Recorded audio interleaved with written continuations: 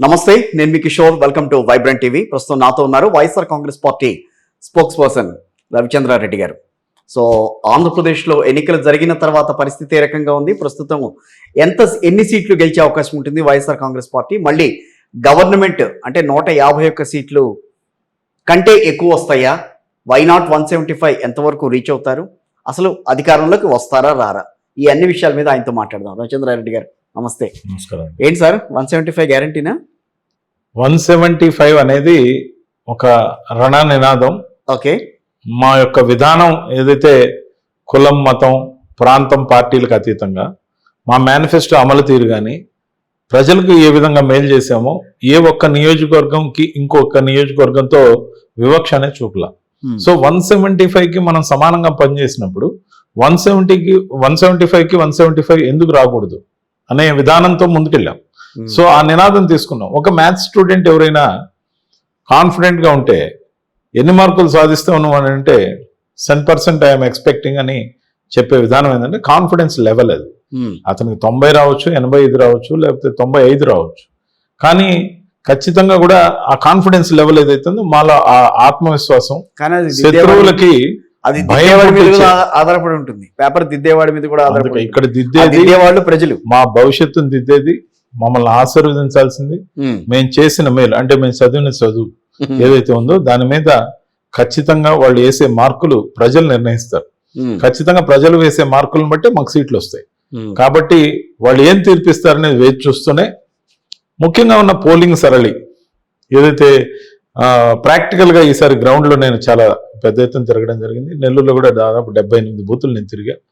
So ప్రతి దగ్గర పోటెత్తిన మహిళా ఓటర్లు, ముఖ్యంగా అంటే జెంట్స్ వేయరని కాదు, మహిళా ఓటర్లు మరీ అక్క చెల్లెమ్మలు అనే ప్రతి కార్యక్రమానికి వైఎస్ జగన్మోహన్ రెడ్డి గారు ఏదైతే ప్రథమ ప్రాధాన్యత ఇచ్చి ఉమెన్ ఎంపవర్మెంట్ లాగా ఒక డ్రైవ్ ని నిర్వహించారు.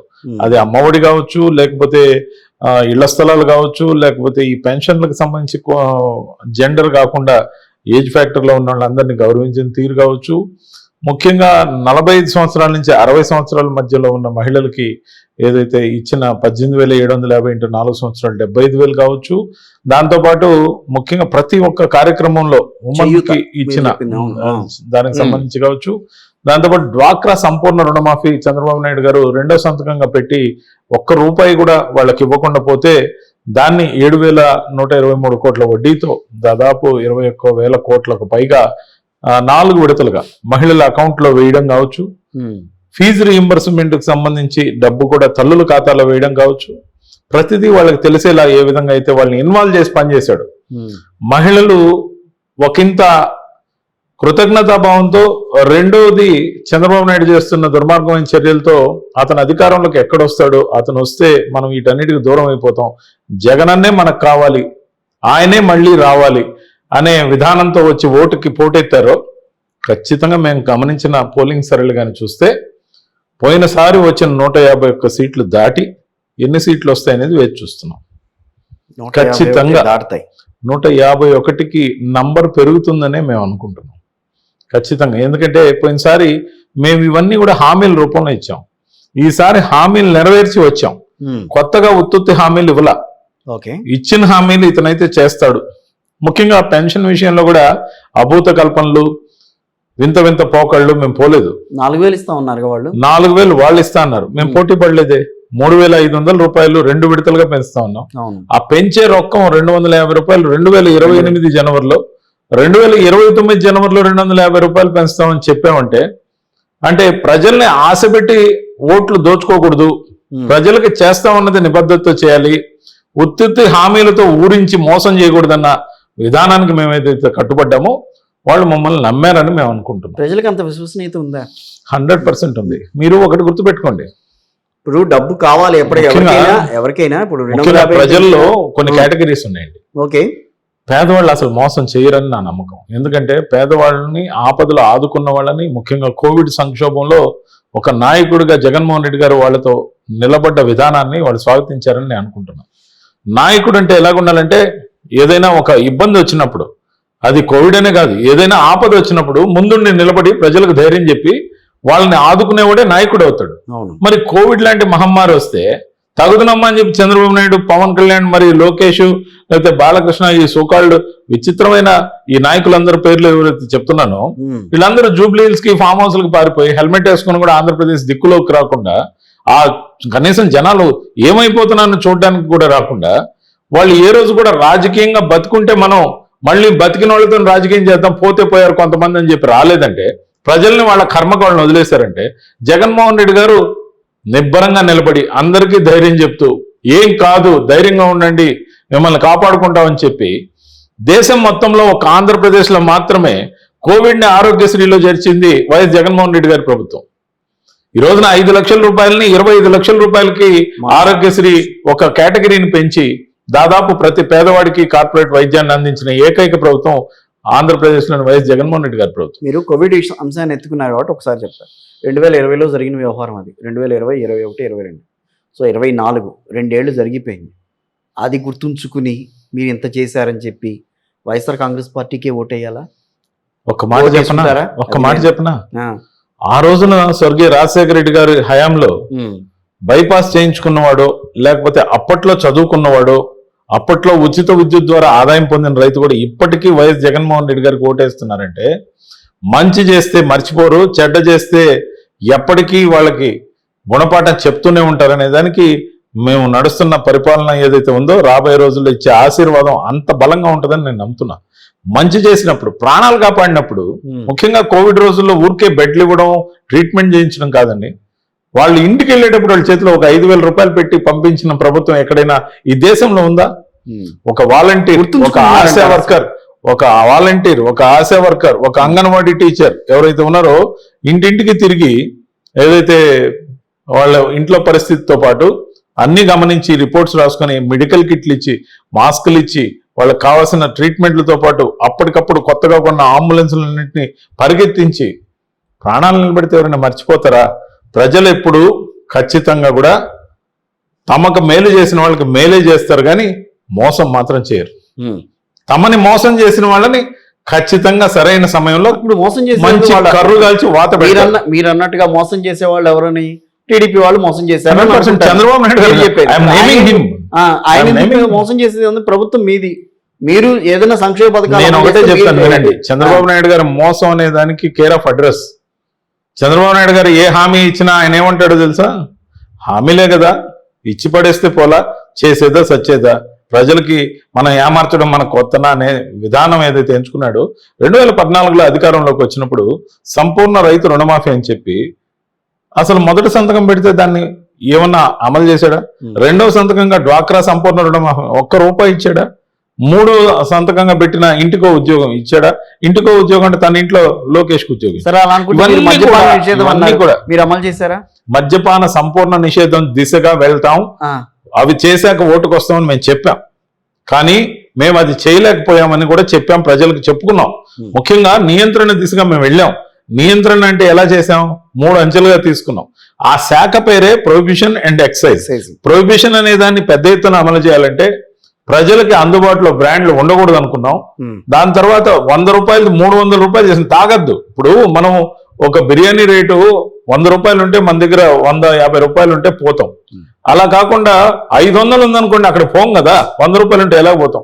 ఆ విధంగా డిస్కరేజ్ చేయడంతో పాటు ముఖ్యంగా 43,800 బెల్ట్ షాపుల్ని 48 గంటల్లో లేకుండా చేసాం అధికారంలోకి రాగానే. 5వ సంతకం చంద్రబాబుది, బెల్ట్ షాపులు తీసేస్తాం అని చెప్పి దాని మీద సంతకం పెట్టాడు. మేము వచ్చాక 43,800 బెల్ట్ షాపులు మాకు అప్పచెప్పాడు ఆయన. 48 గంటల్లో వాటిని తొక్కేసి లేకుండా చేసిన ఘనత మాది. 4,380 షాపులు ఏదైతే లైసెన్స్డ్ షాపులు వాళ్ళ బినామీలు చాలా మందికి ఉన్నాయో వాటినన్నింటినీ వ్యక్తుల చేతుల నుంచి తీసివేసి 2,534 షాపులకు వాటిని కుదించి వాటికి టైమింగ్స్ పెట్టి తెల్లారకు ముందే షాపులు ఓపెన్ చేయడం, అన్ని రకాలుగా దోచుకోవడం కాకుండా ఒక టైం నుంచి ఒక టైం వరకు మాత్రమే వాటిని నడిపి ప్రభుత్వ ఉద్యోగుల్లాగా కొందరిని పెట్టి ఆ ఆదాయం ఏదొస్తే ఆబ్కారీ శాఖకి ఏదైతే ఆదాయం వస్తుందో దాన్ని ప్రభుత్వ ఖజానాకి నేరుగా జమ చేసి వాటి ద్వారా వెల్ఫేర్ కి సంబంధించిన అవసరాలు తీరుస్తూ ముందుకెళ్ళాం. చెప్పినవే కాకుండా చెప్పడం అనేక అంశాలు చేసాం. కాబట్టి మేము చేసిన మేలు ఖచ్చితంగా ప్రజల్లో దోపిడీ అని అంటున్నారు. మీ మీద అవన్నీ ఎన్నికలకి ముందు మీ మీద చేసిన ఆరోపణలకి ప్రజలు కూడా గమనించారు. నిజమా కాదా? ఓ 2 పేపర్లు, ఓ 4 ఛానళ్లు ఆంధ్రప్రదేశ్ ప్రజలు ఎప్పుడైతే అవాయిడ్ చేస్తారో ఆంధ్రప్రదేశ్ బ్రహ్మాండంగా ఉన్నట్టు అందరూ భావించే అవకాశం ఖచ్చితంగా ఉంటుంది. ఉదయం కాఫీ తాగేటప్పుడు మొదలుపెట్టే ఆ విషయం ఏదైతే ఉందో ఆ విష పత్రికలు వాటితో మొదలు వాటి మీద చర్చలు, గ్రామీణ ప్రాంతాల్లో టీ స్టాల్ కాడ ఉచితంగా ఆ పేపర్లు వేస్తారు. కాసేపు చదివి అయ్యో రాష్ట్రం తగలబడిపోతుందంట, అక్కడ ఇదైంది ఇక్కడ అదైందని ఆ పేపర్లు ఈనాడు ఆంధ్రజ్యోతి ఏవైతే ఉన్నాయో వాటి వల్ల పొల్యూషన్, ఆంధ్రప్రదేశ్ లో ఎల్లో వైరస్ స్ప్రెడ్, ఇది కోవిడ్ కన్నా ప్రమాదం. ప్రజలు తీర్పు ఇస్తున్నారు, ఇప్పుడు ఖచ్చితంగా చూస్తారు. అంతేకాకుండా వాళ్ళ 4 ఛానల్స్ ఈ మధ్య కాలంలో కొత్తగా యూట్యూబ్ ఛానల్. రవిచంద్రారెడ్డి నేను ఒకటే అంటాను, నేను ఇప్పుడు ఎక్కడా కూడా యాంటీ ఇన్కంబెన్సీ లేకుండా మీరు 160 దాకా వస్తాయని అంటే ఎవరు నమ్ముతారు? ఇదేమన్నా విచిత్రమా? మేము ఒక్కడమే రెండోసారి అధికారంలోకి వస్తున్నామా ఈ దేశంలో? కాదు కదా. కాదండి, నేను ఒక్క మాట 3 సార్లు తర్వాత నరేంద్ర మోడీ గారు ఓడిపోతారన్నారు. ఏమైంది? మొదటిసారి కన్నా ఎక్కువ సీట్లు వచ్చాయి. రెండోసారి కేసీఆర్ గెలవలేదా? మూడోసారి మమతా బెనర్జీ గెలవలేదా? ఇప్పుడు 6 విడతలుగా నవీన్ పట్నాయక్ గారు గెలవట్లేదా? నవీన్ పట్నాయక్ గారు రాగా మేము సంక్షేమం మోడల్ కొంత అడాప్ట్ చేసిన మాట వాస్తవం కాదా? ఖచ్చితంగా కూడా అంతకు మించి చేశాం. వాళ్ళు 4-5 పథకాలు తీసుకుంటే మేము నవరత్నాలు అన్నాం, దానికి మించి చేశాం. అదొక్కటే కాదు కదా, 4 పోర్టులను అభివృద్ధి చేశాం. మాకున్న కాలం 5 సంవత్సరాల కాల పరిమితి అయితే దాంట్లో 2 సంవత్సరాలు కోవిడ్ వల్ల ఇబ్బందులు పడితే కూడా మేము 4 పోర్టులకు శ్రీకారం చుట్టాం. ఒక పోర్టు రామాయపట్నం పోర్టు యుద్ధ వేగంతో పూర్తి చేసాం. మొదటి బెర్త్ పూర్తయి 2వ బెర్త్ పూర్తిగా వచ్చింది. కస్టమ్స్ క్లియరెన్స్ లేక ఫస్ట్ షిప్ రాలే, లేకపోతే జనవరి ఆఖరికే ఫస్ట్ షిప్ రావాల్సింది. దానివల్ల ఉద్యోగాలు ఎన్ని వచ్చినాయి? మేము అదే చెప్పబోతున్నాం. ఒక పోర్టు ఏర్పాటు చేస్తే పోర్టు కేవలం రవాణా కాదు. మేము ఒక చిన్న మాట చెప్తా, ఒక రైల్వే స్టేషన్ ఏర్పాటు అయితే ఆ చుట్టుపక్కల అనేక హోటల్స్ కడతారు, లేకపోతే షాపులు వెలుస్తాయి, కొంతమందికి ఉపాధి లభిస్తుంది, లేకపోతే కొన్ని ఆఫీసులు ఎస్టాబ్లిష్మెంట్ ఆ పక్కన ఉన్న రియల్ ఎస్టేట్ డెవలప్ అవుతుంది. అదే ఒక బస్ స్టాండ్ కడితే ఆ విధంగానే ఉంటుంది. ఎయిర్పోర్ట్ వచ్చిన ఏరియా అంతా డెవలప్ అవుతుంది. అదే విధంగా పోర్ట్ లెడ్ సిటీస్ ఏవైతే ఉన్నాయో ఈ పోర్ట్ లెడ్ సిటీస్ కి కొంత అర్థం ఉందండి. ఈ పోర్ట్ లెడ్ సిటీస్ పోర్ట్ ఆధారిత పరిశ్రమలు, పోర్ట్ లో ఎక్స్పోర్ట్ ఇంపోర్ట్ ఏదైతే జరుగుతుందో వాటికి సంబంధించిన ట్రేడింగ్ కానీ వాటితో ఉన్న సిటీ డెవలప్మెంట్ కానీ ఏదైతే ఎన్హాన్స్ అయితే వచ్చే కార్యక్రమాలు, ఇండస్ట్రియల్ బెల్ట్ ఏదైతే వస్తుందో దానికి సంబంధించి ప్యాకేజింగ్ ఇండస్ట్రీ కావచ్చు. ఇప్పుడు సపోజ్ సన్ఫ్లవర్ ఆయిల్ బయట దేశాల నుంచి వస్తుంది, కృష్ణపట్నంకి వస్తుంది. కృష్ణపట్నంలో దానికి సంబంధించిన కంపెనీలు ఉన్నాయి. అదానీ గ్రూప్ కి సంబంధించింది ఉంది, ఇమామీకి సంబంధించింది ఉంది. వాళ్ళందరికీ ఉద్యోగాలు రాలేదా? దాంతోపాటు ఆ ప్యాకింగ్ ఇండస్ట్రీలు ఆ అట్టపెట్టెల్లో, టిన్లో, మరి ప్యాకెట్ల రూపంలో దేశం అంతా తిరగట్లేదా? అదే విధంగా అవి మాత్రమే కాదు, ఈ రోజు ఇండోసాల్ ప్రాజెక్ట్ వస్తా ఉంది, అక్కడనే వస్తుంది. ఒక 5,000 ఎకరాల భూమిని కేటాయింపుతో పాటు ముఖ్యంగా అక్కడ సోలార్ ప్యానెల్స్ ఈ దేశంలో కాదు కదా, ఏషియా మొత్తంలో కేవలం చైనాలో మాత్రమే ఉత్పత్తి అయ్యేదాన్ని ఇండోసోల్ అనే కంపెనీ ఇండియాలో ఫస్ట్ ప్యానెల్ ని కూడా బయటకు తీసుకురావడం జరిగింది మొన్న ఎలక్షన్ కి ముందే. సో ప్రొడక్షన్ వచ్చిన తర్వాత సోలార్ ప్యానెల్స్ తో మనం గ్రీన్ ఎనర్జీ అయితే ఏదైతే డ్రైవ్ చేస్తున్నాం, ప్రతి ఏరియాలో కూడా బీడు భూమి కోసం ఒక 5 ఎకరాలు ఎవరైనా లీజ్ కి ఇవ్వచ్చు. లాంగ్ బేసిస్ లో లీజ్ కి గవర్నమెంట్ ఆఫ్ ఏపీకి ఇస్తే ఎకరాకి ఇంతని చెప్పి వాళ్ళకి డబ్బు ఇస్తున్న ప్రభుత్వంగా దాన్ని టేక్ ఓవర్ చేసి ఆ విధంగా సేకరించిన భూమిలో సోలార్ ఎనర్జీని డెవలప్ చేస్తున్నాం. గ్రీన్ కో కంపెనీలు వస్తున్నాయి, విండ్ ఎనర్జీ వస్తుంది, హైడ్రోజన్ ఆధారిత పరిశ్రమలు వస్తున్నాయి. వాళ్ళకి ఇవన్నీ తెలుసా? 100% తెలిసేలాగా దాదాపుగా తీసుకెళ్ళాం. మొదట్లో చాలా తాత్సారం చేసాం. మేము ఒక మాట అంటున్నాం, 10 ఫిషింగ్ హార్బర్లు ఏర్పాటు చేసాం. ఈ 10 ఫిషింగ్ హార్బర్ల వల్ల కోవిడ్ రోజుల్లో ఈ ఆలోచన ఎందుకు వచ్చింది?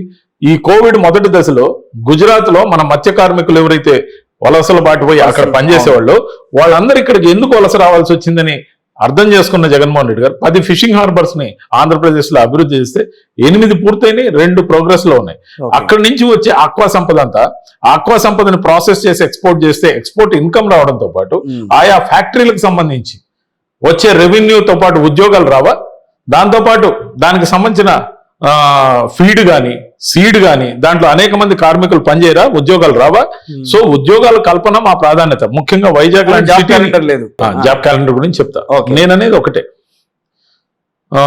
వైజాగ్ గురించి నేను ఎందుకు చెప్పబోతున్నానంటే, ఆంధ్రప్రదేశ్ లో 2వ సిటీగా దేశంలోనే టాప్ 10 సిటీస్ లో ఒకటిగా ఉన్న వైజాగ్ ని క్యాపిటల్ గా పెట్టి ఆలోచన ఆ రోజు చేస్తుంటే బాగుండేది. కానీ మేము ఎందుకు సపోర్ట్ చేయాల్సి వచ్చింది? ఏమండి, ఎక్కడైనా ముందే జడ్జిమెంట్ ఇచ్చి తర్వాత వాదనలు వినిపించమని లాయర్లకు చెప్తారా? ఏ కోర్టులో అయినా, అసెంబ్లీ అనే ఒక కోర్టు లాంటి దాంట్లో అమరావతి ముందు చెప్తాను సార్, చెప్తాను సార్, ఒక్కొక్క ఏం చేస్తాం సార్. నేను అంటున్నా, మీరు ముందే జడ్జిమెంట్ ఇచ్చి, ఏం జడ్జిమెంట్ ఇచ్చారు? చెప్తాను, మీరు ముందే జడ్జిమెంట్ ఇచ్చి తర్వాత మీ వాదనలు మీరు చేయమంటే ఎంత విడ్డూరంగా ఉంటుందో. అమరావతిని రాజధానిగా ఫిక్స్ చేశాయని అనౌన్స్ చేసి ప్రకటన చేసిన తర్వాత, ఫిక్స్ చేసిన తర్వాత మీరు ఇప్పుడు మీ అభిప్రాయం చెప్పమంటే ఏం చెప్తారండి? అంటే ఒక ప్రాంతానికి మేము వ్యతిరేకం కావాలనా? అంటే మేము వద్దంటే వ్యతిరేకం కాదా? కాదండి, మేము అదే చెప్తున్నా, మేము వ్యతిరేకం కాదే. మేము అమరావతిని ఇప్పుడు పాడు చేయట్లేదే. అమరావతి అలాగే ఉంటుంది, వన్ ఆఫ్ ద క్యాపిటల్ గా ఉంటుంది. మా కాన్సెప్ట్ కొత్తది, కానీ కంపల్సరీగా ఆంధ్రప్రదేశ్ రాష్ట్రానికి కావాల్సిన కాన్సెప్ట్.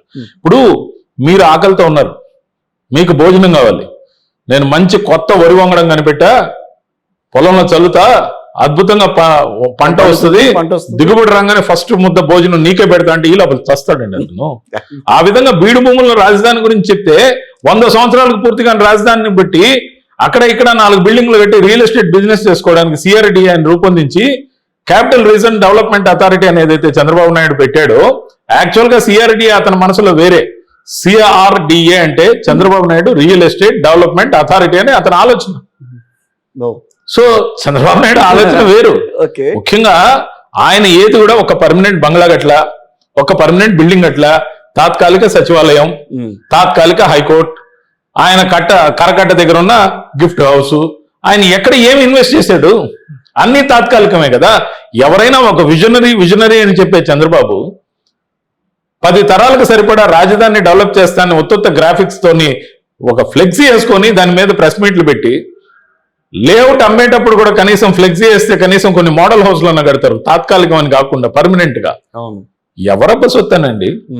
10,500 రూపాయలు, 11,500 రూపాయలు స్క్వేర్ ఫీట్ కట్టబెట్టి, బాంబేలో లేని కన్స్ట్రక్షన్ రేట్, భూమి మనది, నీళ్లు మనవి, ఉచిత ఇసుక, ఆ సచివాలయాల పేర్లతో వాటికి అర్జెంట్ అని చెప్పి రోజు నీళ్లు గారే విధంగా 10,500 స్క్వేర్ ఫీట్ కట్టించి దాంట్లో లంచాలు వేసిన చంద్రబాబు గారు. ఇవన్నీ అయిపోయింది సార్. ఇప్పుడు 2014 నుంచి మీరు ఎలా ఉన్నారంటే కిషోర్ గారు తప్పు చేశారని చెప్పి కిషోర్ గారు 2019 నుంచి 24 వరకు ఇచ్చారు. కిషోర్ గారు ఇచ్చినప్పుడు ప్రజలకి చేరువైన అధికారము చేరువ చేయాల్సింది సంక్షేమ పథకాలు ఇచ్చేసేసి అభివృద్ధిని వదిలేశారని చెప్పి చెప్తున్నారు. గ్రౌండ్ లెవెల్లోకి వెళ్తే వాళ్ళు మాట్లాడింది అది మొన్నటి వరకు. నేను ఒక మాట చెప్తాను కిషోర్ గారు, 5 సంవత్సరాల్లో 2,70,000 కోట్ల రూపాయలు ట్రాన్స్పరెంట్ గా ప్రతి అకౌంట్ కి పోయాయి. అవి ఎవరు? ప్రజలవేగా. చంద్రబాబు నాయుడు చిన్నాయనవి కాదు, మావి కాదు, మేమనేది ఒకటే. మరి ఆయన కాలంలో ఎప్పుడైనా ఇలాంటివి చేశాడా? చేయలేదు. నీరు చెట్టు, ఇంకుడు గుంటలు, లేకపోతే జన్మభూమి కమిటీల పేరుతో మొత్తం తినేశాడు. మేము ఇచ్చిన ఇన్ని లక్షల కోట్లు ఆయన సొంతానికి తిన్నాడనేది మా ఆరోపణ. అది ప్రజల్లోకి తీసుకెళ్ళాం. ఖచ్చితంగా కూడా చంద్రబాబు నాయుడు గారు చేయగలిగేవాళ్ళు. తన కార్యకర్తల అభివృద్ధి కోసం జన్మభూమి కమిటీలు ఏర్పాటు చేశారు. మేము వాలంటీర్ల ద్వారా జస్ట్ 5,000 లీగల్ గా హానరోరియం ఇచ్చామే కానీ జీతం అని ఏర్పాటు చేయాలి.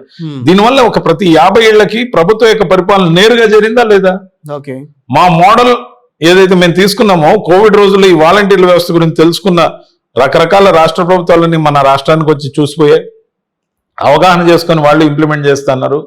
మరి లండన్ నుంచి టీంలు వచ్చి ఆంధ్రప్రదేశ్ లో విజిట్ చేసిపోయా. విజనరీ అంటే జగన్మోహన్ రెడ్డి గారిదా, చంద్రబాబు నాయుడు గారిదా? ఆయనదే అని వాళ్ళు చెప్తున్నారు కదా.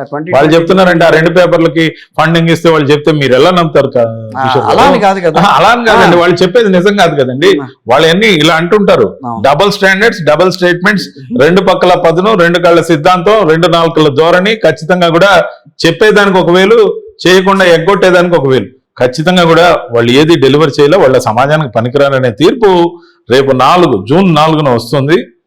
ఇప్పటికే ఈ ఎలక్షన్ కి ముందే తెలుగుదేశం పార్టీ, టీడీపీ అంటే కొత్త నినాదం వచ్చింది. గతంలో తెలుగు దొంగల పార్టీ గతంలో రకరకాలుగా తిట్టేవాళ్ళు, తెలుగు ద్రోహుల పార్టీలని, ఇది బైఫర్కేషన్ ఒప్పుకున్నప్పుడు. కానీ ఈ మధ్య కొత్త నినాదం ఏంటంటే టీడీపీ అంటే టోటల్ గా దివాలా తీసిన పార్టీ అని. ఎలక్షన్ కు ముందు ఎలక్షన్ తర్వాత జూన్ 4న మధ్యాహ్నం 2 గంటలకల్లా టీడీపీ అంటే కొత్త పేరు ఏదైతే సార్థకం చేసే విధంగా నేనే పెట్టడం జరిగింది. తూర్పు తిరిగి దండం పెట్టే పార్టీ. ఖచ్చితంగా కూడా ఖతం, కథం, దుకాణ్ బంద్. ముఖ్యంగా తెలుగుదేశం పార్టీ మనుగడ అయిపోయింది, కాలం చెల్లింది. ఎక్స్పైరీ డేట్ జూన్ 4 2 గంటలకి.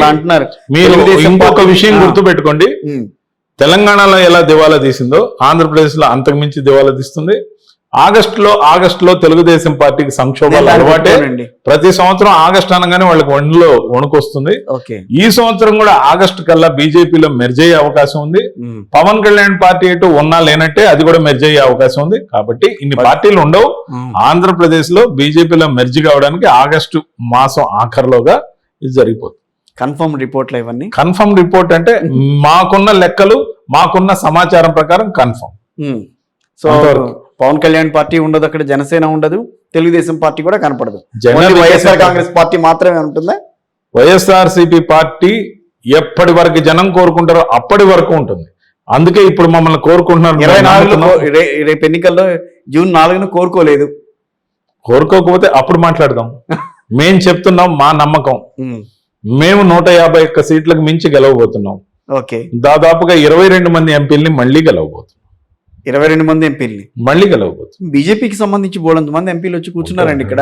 సీఎం రమేష్ గారు ఉన్నారు, సుజనా చౌదరి గారు ఉన్నారు, సరే వాళ్ళు గెలుస్తారు. భారత్ గారు ఉన్నారు అక్కడ విశాఖపట్నం. చాలా మంది ఒలింపిక్స్ వెళ్తారండి. మెడల్స్ అందరికి రావండి. సో మాకు వస్తాయి, మాకు సీట్లు వస్తాయి, మాకు కాన్ఫిడెన్స్ కాదండి రాజేంద్రారెడ్డి గారు. మామూలుగా మంచి ఫైటర్ కి నేను గెలుస్తానని చెప్పడం స్ఫూర్తిదాయకం అంటావా లేకపోతే అతి విశ్వాసం అంటావా? ఆత్మవిశ్వాసం నేనంట. ఓడిపోయిన రోజు మీరు ఏమన్నా మేము పడతాం. 5 సంవత్సరాల పాటు ప్రజల నుంచి ఎదుర్కొన్న ఇబ్బందులు గాని, వాళ్ళు కొన్ని విషయాల్లో మిమ్మల్ని ఇబ్బంది కొన్ని విషయాల్లో వాళ్ళు మిమ్మల్ని చీత్కరించుకున్న సందర్భాలు కానీ, లాస్ట్ ఎలక్షన్స్ టైంలో ల్యాండ్ టైటిలింగ్ యాక్ట్ లాంటివి బయటకు వచ్చినప్పుడు సో వైఎస్ఆర్ కాంగ్రెస్ పార్టీ దానికి ఏ రకంగా సమాధానం చెప్పాలని సమాధానం వెతుక్కున్న పరిస్థితులు కానీ, ఆ బొమ్మని ఎందుకు పెట్టారు, అవసరం ఉందా అని చెప్పి వాళ్ళు మాట్లాడినప్పుడు ఆన్సర్లు ఇవ్వలేక కొన్నిటికి మీరు ఎదుర్కొన్న గడ్డు పరిస్థితులు కానీ, ఇవేవి కూడా అసలు ఎన్నికల్లో ప్రభావం చూపించలేదా? ఖచ్చితంగా చూపించలేదు. ఎందుకు చూపించవు? ఎందుకంటే అబద్ధాలు కాబట్టి. అది అబద్ధాలని మీరు చెప్తున్నారు, అది వాళ్ళు నిజమని అనుకుంటున్నారు. మీరు అనుకుంటున్నారు, జనం అనుకోలేదు. గ్రామస్థాయిలో నేను కూడా వెళ్ళాను సార్, చాలా చోట్ల వాళ్ళు అన్నారు. కొంత వెళ్ళారు కదా, చాలా చోట్ల. మీ నెల్లూరు జిల్లాలోని నేను 2-3 చోట్లకి వెళ్ళినప్పుడు అదేంటి జగన్మోహన్ రెడ్డి గారి ఫోటో ఎట్లా వేసుకుంటారు, దాని మీద ముఖ్యమంత్రి ఫోటో ఎందుకు వస్తుందని అడిగారు వాళ్ళు. ఈ సేవ కార్యక్రమంలో మనం ప్రతి నెల కరెంటు బిల్లు చెల్లిస్తే చంద్రబాబు నాయుడు మొహం ఉండాలి, మనం ఆయన గ్లామర్ చూడాలి. కానీ ఈ సేవ మీ సేవలో మనం కట్టేదానికి మళ్ళీ ట్యాక్స్ కూడా వేస్తాడు. కానీ ఒక పాస్ పుస్తకం మీద ఒకవేళ ముఖ్యమంత్రి గారి బొమ్మ ఉంటే, ఏ ముఖ్యమంత్రి గారు ఉంటే ఆ ముఖ్యమంత్రి గారి బొమ్మ అదేం పర్మనెంట్ కాదే. చంద్రబాబు నాయుడు బొమ్మలు గతంలో వేసుకోలేదా? ఆఖరికి శ్మశానంలో రాళ్లకు కూడా వేశారు ఆయన. మరి అన్యాయంగా దుర్మార్గంగా మాట్లాడడానికి నోరుంది. మేము అనడానికి ఉన్నాం, మీరు వినడానికి ఉన్నారు, మీరు మాత్రం మమ్మల్ని ఏమనకూడదంటే ఎంతవరకు ఊరుకుంటాం? ఖచ్చితంగా నేను ఒక మాట దాంట్లో కొంచెం ఇబ్బందికర పరిస్థితులు వచ్చినాయి. నేను ఒక మాట చెప్తున్నా. ఇప్పుడు ఒకరు గుడికి వెళ్ళి ఉదయాన్నే రోజు పూజ చేస్తుంటారు, కానీ ఆ మహిళ గురించి ఎవరన్నా వేరేగా 4 రోజులు చెప్తే మొగుడు కూడా నమ్మడు. కానీ 4 రోజుల తర్వాత 10 రోజుల తర్వాత కూడా అదే చెప్తుంటే మొగుడికి కూడా అనుమానం రావచ్చు. అదే విధంగా సమాజాన్ని కలుషితం చేసే ఆ 2 విషపత్రికలు, ఆ సదరు ఛానల్స్ వాళ్ళ నోర్లు వేసుకొని చంద్రబాబు నాయుడు పవన్ కళ్యాణ్ ఏదైతే దుర్మార్గంగా ప్రవర్తించారో ఖచ్చితంగా అపోహలు సృష్టించిన మాట వాస్తవం. ముఖ్యంగా మేము ఒక విషయం చెప్పదలుచుకున్నాం. ఆత్మవిశ్వాసం ఉన్న నాయకుడు, కాన్ఫిడెన్స్ ఉన్న నాయకుడు వైఎస్ జగన్మోహన్ రెడ్డి గారు ఒక్కరే ఉన్నారు. ఒకే జెండా ఉంది. మా అజెండా స్పష్టంగా ఉంది. బలం లేక, ఈడ్చలేక, గాలి కొట్టించుకునే పత్రికలు లేకపోతే జాకిలు పెట్టి లేపే ఛానల్స్తోని మళ్ళీ పొత్తులు, ఒకరికి 3, ఆ 3లో కూడా నిబద్ధత లేదు. మేనిఫెస్టో ఇచ్చే రోజుకి దాని మీద 3లోంచి ఒకరు మాయం. బీజేపీ లేనే లేదు, మోడీ గారు లేరు, పురంధేశ్వర్ గారి ఫోటో కూడా లేదు. సిద్ధార్థనాథ్ సింగ్ ఆంధ్రప్రదేశ్ బీజేపీ ఇన్ఛార్జి కనీసం దాన్ని ముట్టుకోవడానికి కూడా అసహించుకున్నాడు. ఆ మేనిఫెస్టో వద్దు ఉండని లేని. దాని తర్వాత ఆంధ్రజ్యోతి ఈనాడులో వేసిన ఫ్రంట్ పేజ్ యాడ్లలో కూడా బాబును మళ్ళీ రప్పిద్దామనే స్లోగన్లే వాళ్లే రాసుకొని ఫోటోషాప్ చేసిన ఫోటోని ఎప్పుడో 25 ఏళ్ల క్రితం పెట్టేసి మీ భూమి మీది కాదని చెప్పి అపోహలు కల్పించి ఏదైతే అడ్వర్టైజ్మెంట్ వేసుకున్నారో దాంట్లో పవన్ కళ్యాణ్ ఎక్కడా లేడు. అంటే పేరు కూటమి, కానీ ఉన్నది ఒక్కడే. ఖచ్చితంగా అందుకే పేరు ఏదైతే కూటమి పేరుతో వచ్చారో వాళ్ళకి తప్పదు ఓటమి. కూటమి ఫర్ ఓటమి, మాది గెలుపు. ఖచ్చితంగా కూడా జగన్మోహన్ రెడ్డి గారు ఒక నినాదం, ఒక హీరోకి ఒక విలన్ కి చాలా తేడా ఉంటుందండి. ఒక హీరో ఏమంటాడంటే, నేను చేసిన పనులన్నీ మీకు చేరుంటే, నేను చెప్పిన పనులన్నీ చేసుంటే, ముఖ్యంగా 129 హామీలు ఇచ్చా, 128 సంపూర్ణంగా అమలు చేశా. ఒక్క హామీని పాక్షికంగా మాత్రమే అమలు చేయగలిగా. కాబట్టి నన్ను ఆశీర్వదించండి. నేను ఉత్తుత్తి హామీలు ఇవ్వను, ఇచ్చిన వాటికి కట్టుబడి ఉంటాను, ఖచ్చితంగా వాటిని అమలు చేస్తానని మీతో పోటీ పడకుండా నిబద్ధతతో ఆర్థిక పరిస్థితి గురించి తెలిసి 55,000 కోట్లు ఇవ్వడానికి నేను ఇన్ని అగచాట్లు పడుతుంటే 1,23,000 కోట్ల రూపాయలు సంవత్సరానికి ఇచ్చేస్తానని అబద్ధం హామీలు చెప్తే చంద్రబాబు నాయుడు గారు ఏమంటారో తెలుసా? హామీలే కదా, ఇచ్చి పడేస్తే పోలా, చేసేదా సచ్చేదా అని అతని సిద్ధాంతం. కాబట్టి ప్రజలు కూడా అదే లెక్కలో చేశారు. ఆయన చెప్తుంటాడు, మనం ఓటు ఎందుకు వేస్తాం? ఆయన చెప్తుంటాడు, మనం కూడా సరేనంటాం, కానీ ఓటు ఎందుకు వేస్తాం పిచ్చోళ్ళు అని వాళ్ళు డిసైడ్ అయ్యారు. వాలంటీర్ల వ్యవస్థను కదిలించి వృద్ధుల్ని ఏదైతే ఇబ్బంది పెట్టారో, ఇళ్ళు ఏవైతే కట్టకుండా ఇంకా చాలా కట్టాల్సినవి ఉన్నాయి, స్థలాలు ఇచ్చాడు జగనన్న, అవన్నీ ప్రాసెస్లో ఉన్నాయి. ఇతను చంద్రబాబు నాయుడు గారిని వస్తే అవి పూర్తి చేయకుండా వాటిని పాడు పెడతాడని ఏదైతే మహిళల్లో ఉందో, మహిళలను అనేక రకాలుగా ఏదైతే ఆదుకున్నాడు, ఖచ్చితంగా కూడా ఇవన్నిటినీ పోను. ల్యాండ్ టైటిల్ యాక్ట్, దీని గురించి 2 నిమిషాలు మాట్లాడతాం. ల్యాండ్ టైటిల్ యాక్ట్ అంటే అసలు ఏంటి? దీన్ని ఎవరు తెచ్చారు? అసలు ఏం చేశారు? జగన్మోహన్ రెడ్డి గారు ఏమన్నా ఆకాశాన్ని దించారా? ఈ యాక్ట్ని ఇప్పుడు ఇంప్లిమెంటేషన్ లో ఉందా, మేము తీసుకొచ్చి అమలు చేస్తున్నాం అనే దాని గురించి లోతుల్లో పోకముందే, అబద్ధం ఊరంతా షికారు చేసే విధంగా నిజం ఊరు దాటక ముందే ఇది రాష్ట్రం అంతా పరిచయం చేసిన వ్యక్తి చంద్రబాబు. ఎందుకంటే 40 సంవత్సరాల నుంచి ల్యాండ్ టైటిల్ యాక్ట్ అనేది దేశంలోకి తేవాలని యూపీఏ ఆలోచిస్తే మోడీ గారికి దాంట్లో పాయింట్స్ అన్ని నచ్చిన తర్వాత బాగా విస్తృతంగా చర్చ చేసి దాన్ని ఒక ఫార్మాట్ లోకి తీసుకొచ్చిన తర్వాత నీతి ఆయోగ్కి ఇస్తే, నీతి ఆయోగ్ 18 రాష్ట్రాలకి అమలు చేయమని సిఫారసు చేస్తే దాంట్లో ఆంధ్రప్రదేశ్ ఒకటి. ఆంధ్రప్రదేశ్ లో 16,552 గ్రామాలు ఉన్నాయి కిషోర్ గారు. 6,000 గ్రామాల్లో సర్వే మాత్రమే చేశారు. ల్యాండ్ టైటిల్ యాక్ట్ అనేది ఇంతవరకు అమల్లోకి రాలా. రీసర్వే చేసింది కూడా అందుకేనని మాట్లాడుతున్నారు. సర్వే చేస్తారండి, సర్వే చేయడం తప్పెట్టవుద్ది అంటే మీ భూమి మీద కాదా అని సర్వేలు చేస్తే తప్పెట్టవుద్ది అంటే అసలు మీరు ముఖ్యంగా ఇది పూర్తి చేసి చెప్తా. సో 16,552 గ్రామాల్లో 6,000 గ్రామాలకి సర్వే పూర్తయింది. ఇది మన రాష్ట్రంలో మాత్రమే జరగడం లేదు, దేశంలో 18 రాష్ట్రాల్లో survey of India, not from government of AP, survey of India ఏదైతే చేస్తోందో సర్వే దేశవ్యాప్తంగా దాంట్లో భాగంగా జరిగింది.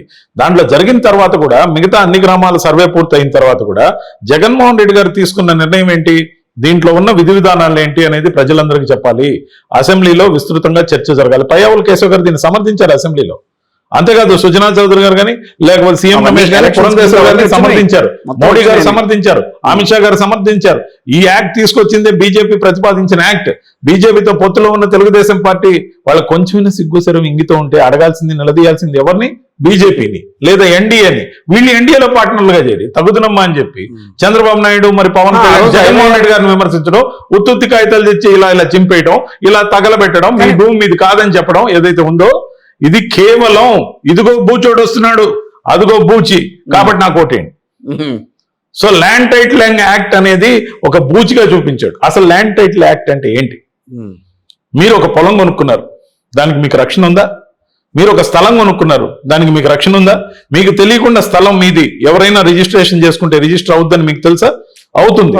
అలాగే మీ పొలం ఎవరిదైనా రిజిస్టర్ చేసుకుంటే మీకు తెలియకముందే అది అయిపోతుంది.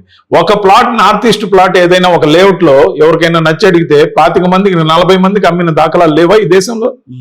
అలా ఎప్పుడూ జరగకుండా ఉండాలంటే మీరు కొనుక్కున్న మొక్క, అది ఇంటి స్థలం గాని పొలం గాని ఏదైనా గాని ఆస్తి ఏదైతే ఉందో అది మీకు తప్ప ఇంకెవరికి చెందదని గ్యారంటీ ఇచ్చే యాక్టే ల్యాండ్ టైటిలింగ్ యాక్ట్. ఆ ల్యాండ్ టైటిలింగ్ యాక్ట్ కి ఒక విధి విధానంతో పాటు, ఒక 10 ఫింగర్స్ యొక్క ఫింగర్ ప్రింట్ తో పాటు, 2 కళ్ళ యొక్క ఐరిస్ తో పాటు, ఒక స్కాన్ కోడ్ ఏదైతే ఉంటుందో ఆ స్కాన్ కోడ్ తో రూపొందించే పక్కా ఎలక్ట్రానిక్ జనరేటెడ్ స్టాంప్ పేపర్స్ తో ఏదైతే వస్తాయో వాటిని జెరాక్స్లని ప్రచారం చేశారు ఈ దుర్మార్గులు. ఎలక్ట్రానిక్ స్టాంప్ పేపర్స్ ఎప్పుడు కూడా ట్యాంపర్ ప్రూఫ్. అవి ఎందుకంటే పాత రోజుల్లో డేట్లతో వీలునామా రాసినట్టు, పాత రోజుల్లో ఇంకెవరికన్నా దాన్ని అమ్మేసినట్టు నకిలీ స్టాంప్ పేపర్లు పాత ఎవరైనా దగ్గర ఉంటే వాటితో రాసి ట్రాన్సాక్షన్ చేసే వీలే లేదు. ఏ రోజైతే ఎలక్ట్రానిక్ జనరేటెడ్ స్టాంప్ పేపర్ ఆ రోజు ఆ సమయం అన్ని మెన్షన్ అయిన తర్వాత దానికి ఉన్న స్కాన్ కోడ్ ప్రకారం ఆ ఆస్తి పర్మనెంట్ గా మీదే. ఆ స్కాన్ మీద మీరు ఒక్కసారి అలా అంటే ఏదైతే మీరు పేటిఎం ద్వారానో, ఫోన్ పే ద్వారానో, గూగుల్ పే ద్వారానో, ఒక కొబ్బరి బండి అమ్మడుకో, లేకపోతే ఒక చిన్న వ్యాపారాలు చేసుకునే వెండర్స్ కో మీరు ఈ రోజు పేమెంట్ ఇస్తుంటే, ఒక ఆటో డ్రైవర్ కి సైతం ఏ స్కాన్ కోడ్ కి మీరు పే చేస్తున్నారో వాళ్ళకి మాత్రమే చేరుతుంది కదా. అవును. ఎంత ఫుల్ ప్రూఫ్ గా ఉంది. అలాగే రేపు మీ ఆస్తి పత్రం మీద ఆ స్కాన్ కోడ్ ఏదైతే ఉంటుందో ఆ స్కాన్ కోడ్ మీద మీరు అలా టచ్ చేయగానే ఆ డాక్యుమెంట్ ఎవరిది, ఆ ఆస్తి ఎవరిది, ఎవరికి సంబంధించింది, దానికి లింకులన్నీ కూడా దాంట్లో వచ్చేస్తాయి. హీ కెనాట్ చీట్ ఎనీబడి అన్నమాట. సో అంత ఫుల్ ప్రూఫ్ గా ఉంటే ఎక్కడి నుంచి ఎక్కడికైనా రిజిస్ట్రేషన్ చేసుకోవచ్చు. ఎవరి ఆస్తి వాళ్ళు తప్ప ఎవరు అమ్మేదానికి వీళ్ళని ఇంత మంచి యాక్ట్ గురించి ఈ దుర్మార్గులు. చంద్రబాబు నాయుడు అంటే దుర్మార్గమైన ఆశ ఉన్నాడు, అధికారం కోసం అబద్ధం చెప్తున్నాడు.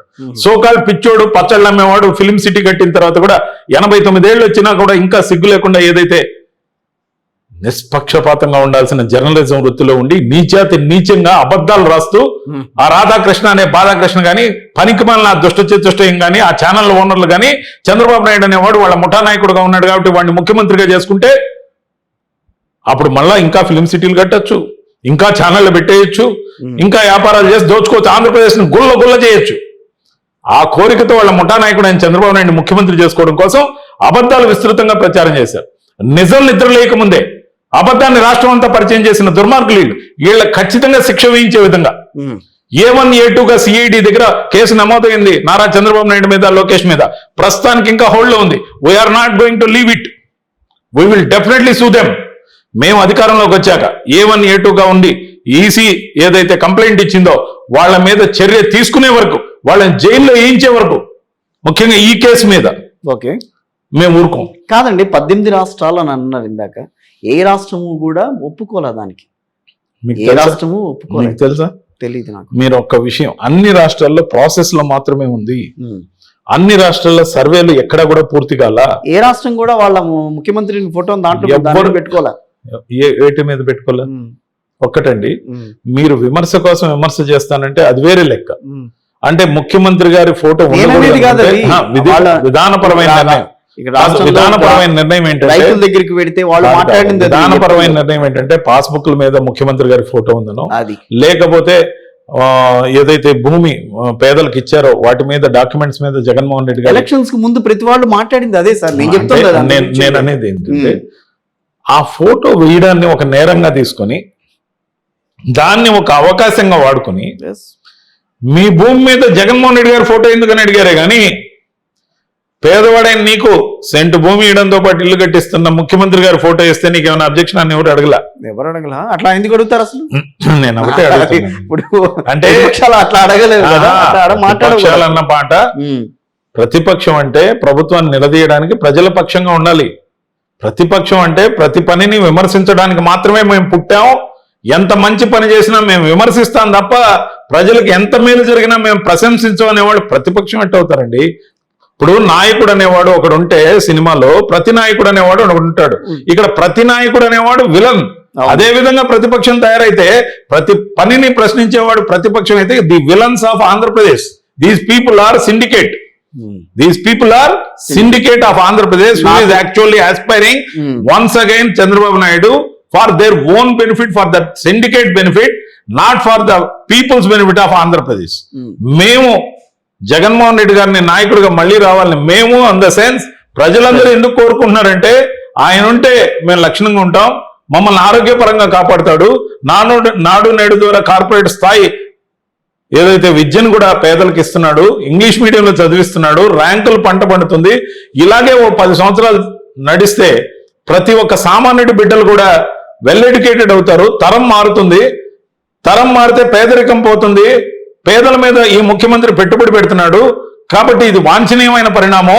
ఇతను కనీసం మన జనరేషన్స్, మన ఇళ్ళు బాగుపడే వరకు ఇతనే ముఖ్యమంత్రిగా ఉండాలి. 10 సంవత్సరాలు, 20 సంవత్సరాలు, 30 సంవత్సరాలు. అప్పుడే ఆంధ్రప్రదేశ్ లో పేదరికం పోతుంది అనే పట్టుదలలో ఉన్నారు. మీరు చూస్తారు. ఎందుకంటే ఆంధ్రప్రదేశ్ లో తాపీ మేస్త్రి పనికి కానీ, హోటల్స్ లో పనిచేయడానికి కానీ, కార్మికులు చిన్న చిన్న పనులు చేసేవాళ్ళు కానీ ఎక్కడ ఆంధ్రప్రదేశ్ వాళ్ళు కూలీలుగా లేరు. మీకు తెలుసో తెలీదు. సిగ్నల్స్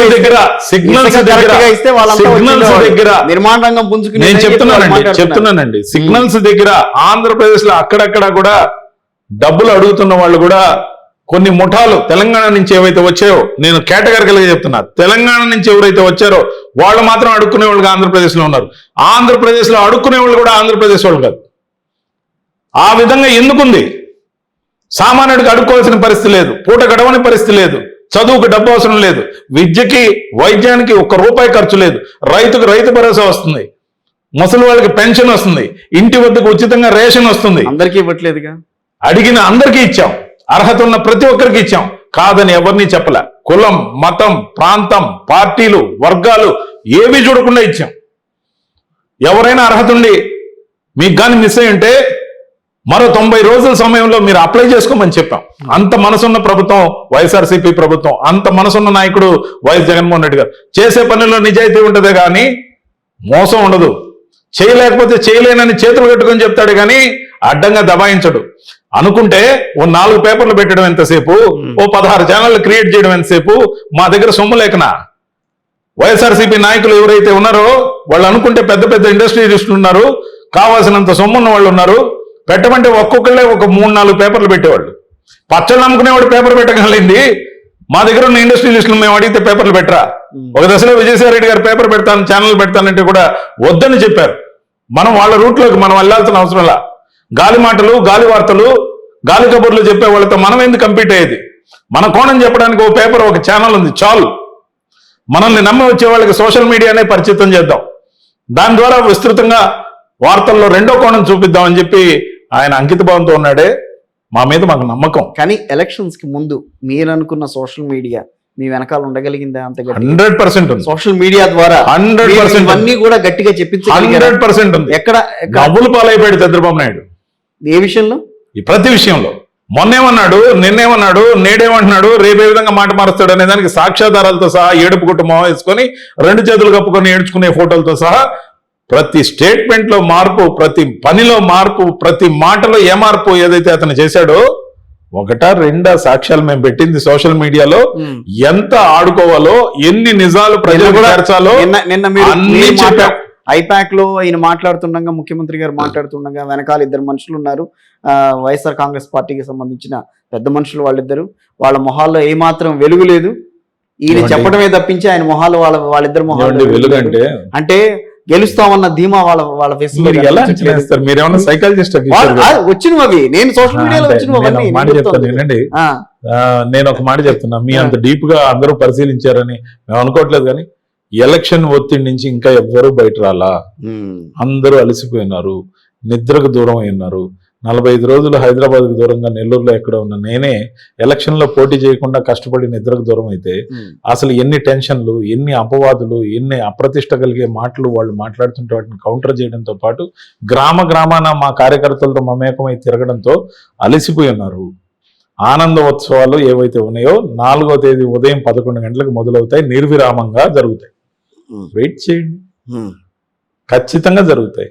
జూన్ 9వ తేదీన వైజాగ్ వేదికగా వైఎస్ జగన్మోహన్ రెడ్డి గారు 2వసారి ముఖ్యమంత్రిగా ప్రమాణ స్వీకారం చేయబోతున్నారు. ఆంధ్రప్రదేశ్ ఒక వెలుగు వెలుగుతుంది. ఇప్పటికే స్టేట్ జీడిపి ఏదైతే ఉందో ఆంధ్రప్రదేశ్ జీడిపి దేశం యొక్క జీడిపి కన్నా ముందుంది, 4%. ఈజ్ ఆఫ్ డూయింగ్ బిజినెస్ లో నంబర్ 1 గా ఉంది. పెట్టుబడులు ఆకర్షించడంలో గొప్పగా వెలుగుతోంది. అనేక రకాల కార్యక్రమాలు సగానికి మించి పూర్తవుతూ వేగవంతంగా పోతున్నాయి. ఏదైతే కోస్టల్ కారిడార్ డెవలప్మెంట్, పోర్టుల డెవలప్మెంట్, ఇండస్ట్రియల్ డెవలప్మెంట్, ఇన్ఫోసిస్ వచ్చింది మా హయాంలో. టెస్లా కారు పరిశ్రమ కూడా అనకాపల్లి దగ్గర వేళ్ళునుకోబోతుంది. 2500 ఎకరాల ల్యాండ్ని దానికోసం కేటాయించి రెడీగా పెట్టి ఉన్నాం. సంప్రదింపులు పూర్తయ్యాయి, అగ్రిమెంట్ల దశలో ఉంది. రేపు కోడ్ లిఫ్ట్ చేయగానే అగ్రిమెంట్ అవుతుంది. ఖచ్చితంగా ఆశాభావంతో ఉన్నాం. అనేక రాష్ట్రాలు ఏవైతే పోటీ పడ్డా మనమే ముందున్నాం. ముఖ్యంగా 3 పారిశ్రామిక కారిడార్లు, ఇండస్ట్రియల్ కారిడార్లు ఆంధ్రప్రదేశ్కి సాధించాం. ఇదంతా అగ్రగామిగా ఆంధ్రప్రదేశ్ ను మార్చే దిశగా వేగవంతంగా. ఎలక్షన్స్ కి ముందు చాలా హార్డిల్స్ ఎదుర్కొంది వైఎస్ఆర్ కాంగ్రెస్ పార్టీ.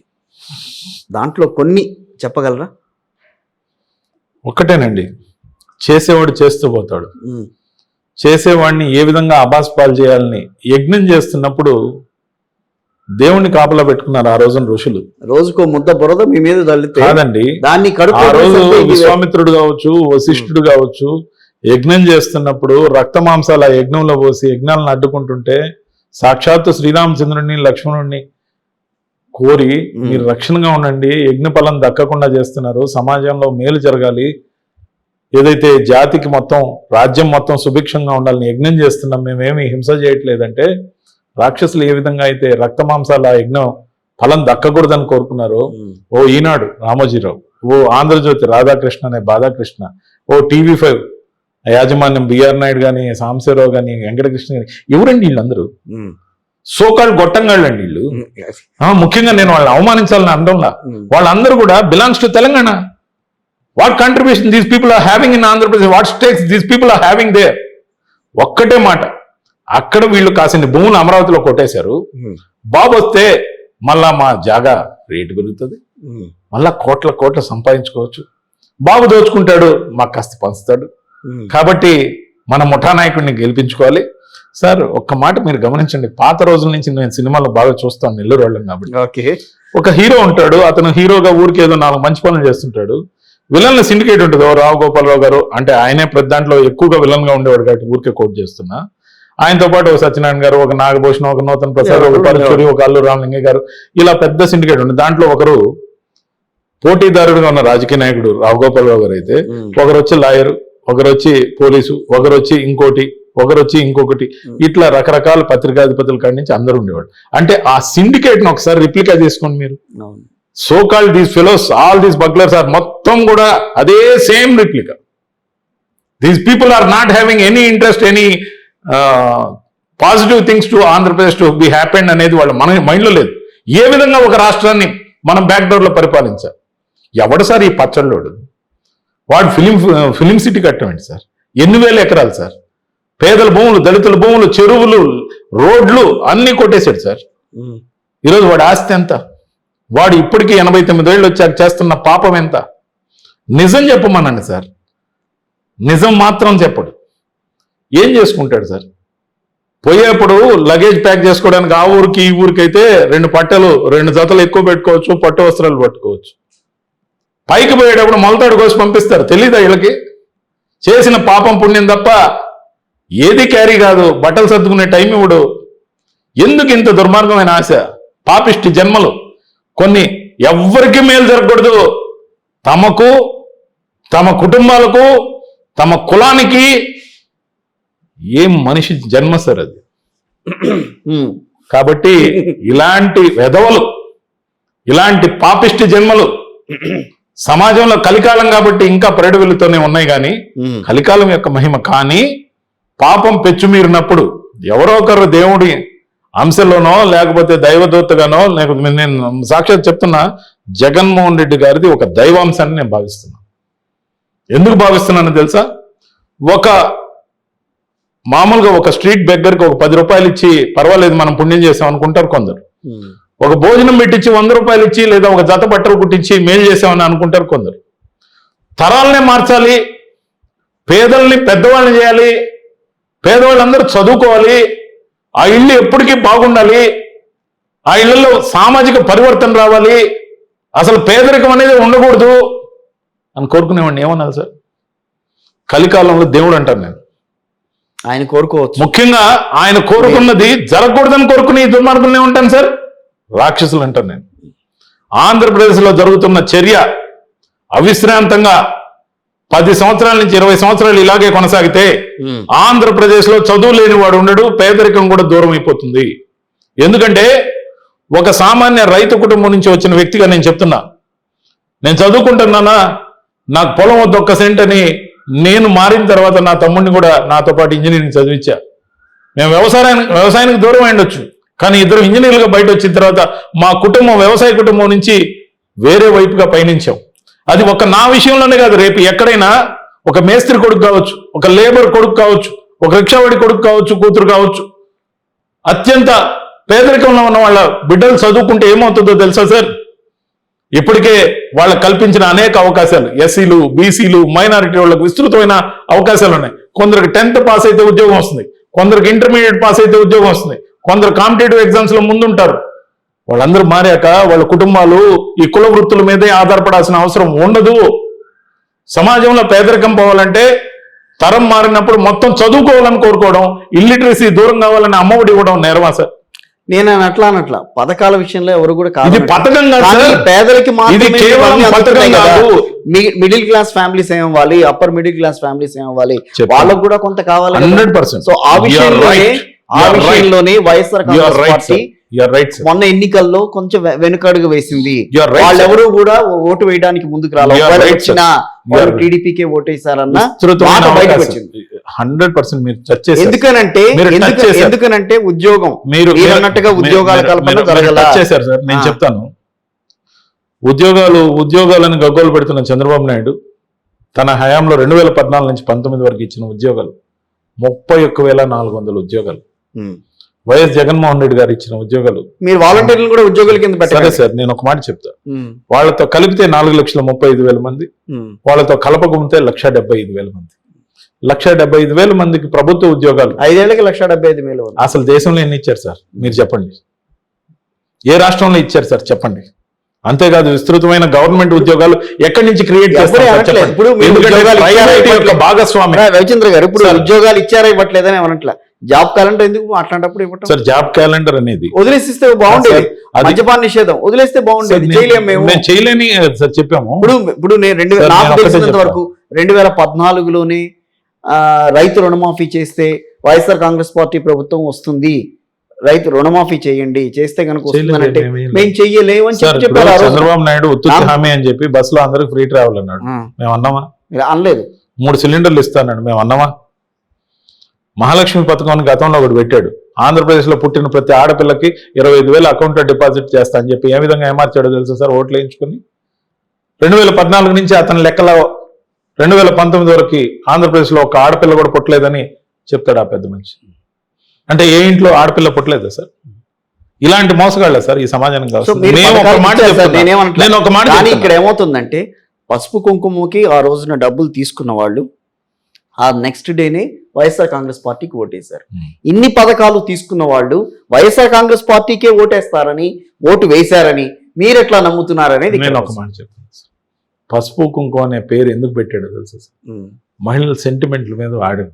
ఏదో ఒకటి ఆ పథకం పేరే పసుపు కుంకుమ అన్నిచ్చాడు అని ప్రజలు కూడా చాలా తెలివైన వాళ్ళు.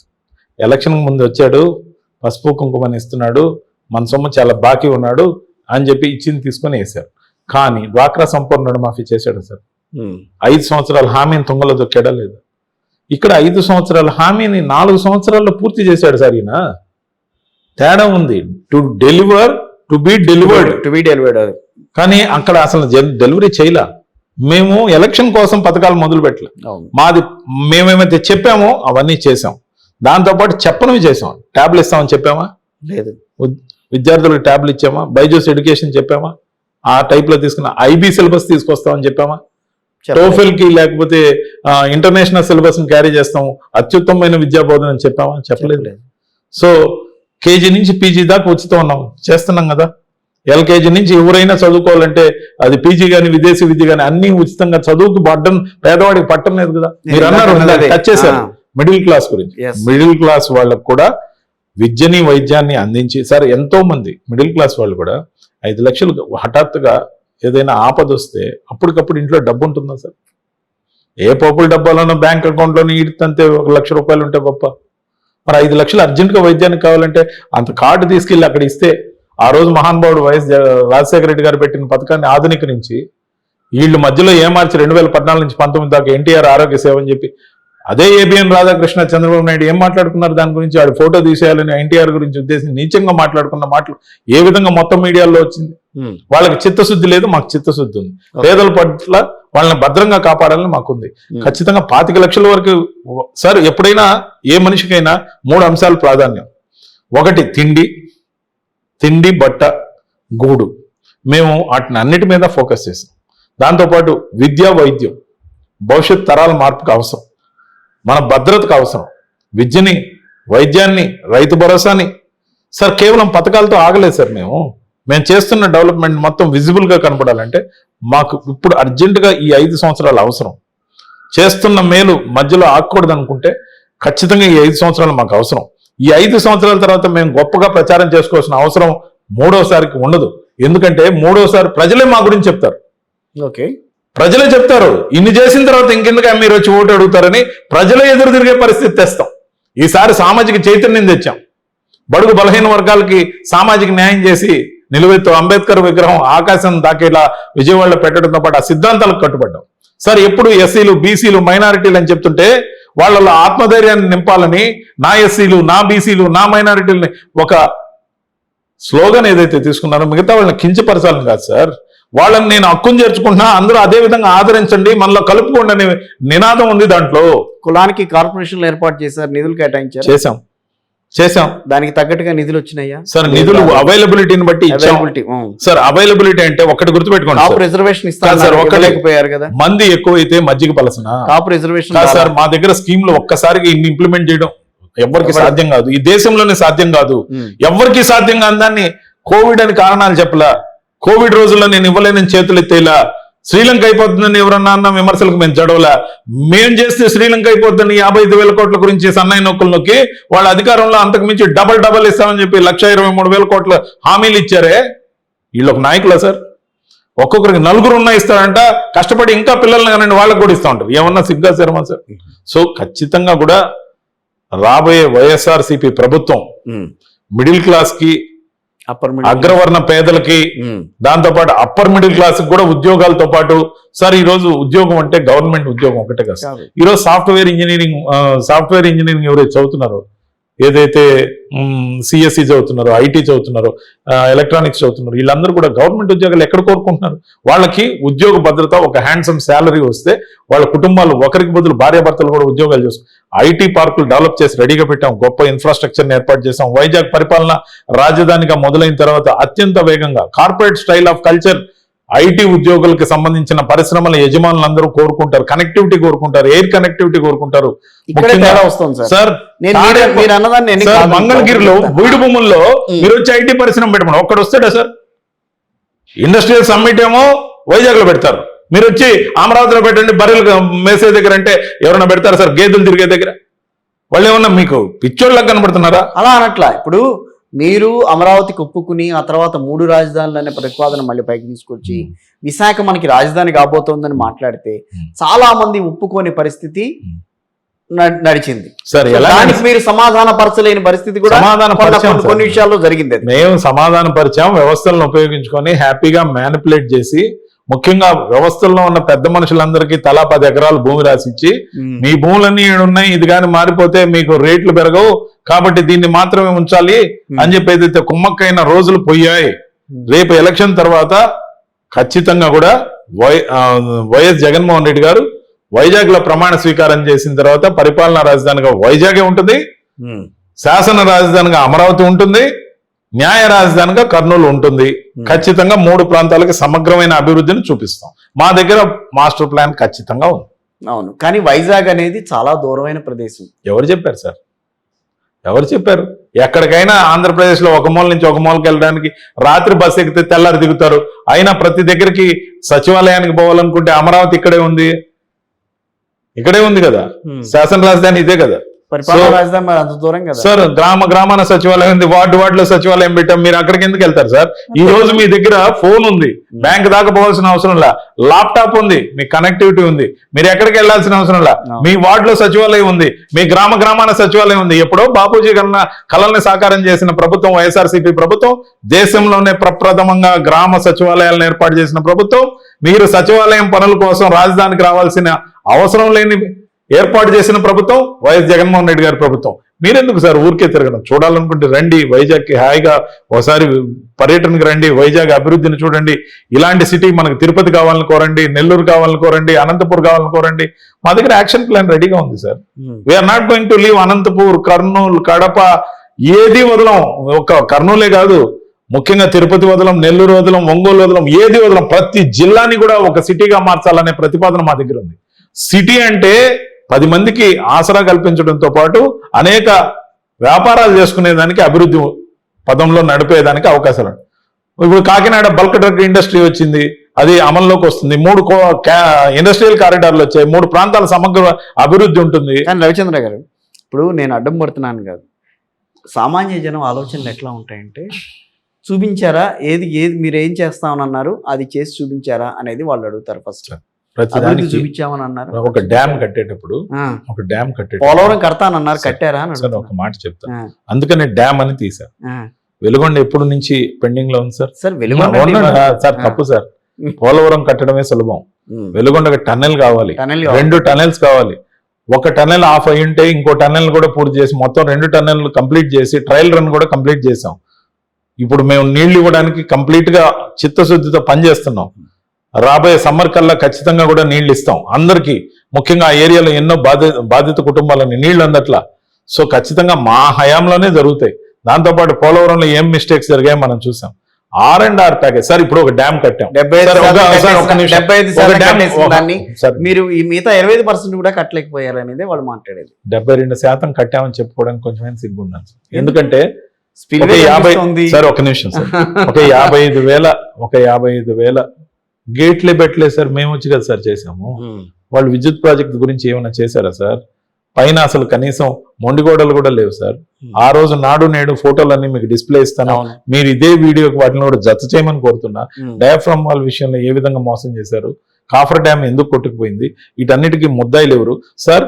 ఈ దేశంలో ఎక్కడా లేని విధానం కాంట్రాక్ట్ టెండరింగ్ విధానం ఏదైతే ఉందో 50 లక్షలకు మించిన ప్రతి కాంట్రాక్ట్ ని కూడా టెండర్ ద్వారా ఇవ్వాలనేది నియమం. టర్నకీ ప్రాజెక్ట్స్ కి అప్పుడప్పుడు చిన్న వాటికి ఎక్స్క్యూజ్ ఉంటుంది అర్జెంట్ అని. కానీ 5,000 కోట్ల రూపాయల ప్రాజెక్ట్ ని వర్క్స్ ని నవయుగాకి రాత్రి నామినేషన్ మీద ఇచ్చిన దుర్మార్గుడు చంద్రబాబు.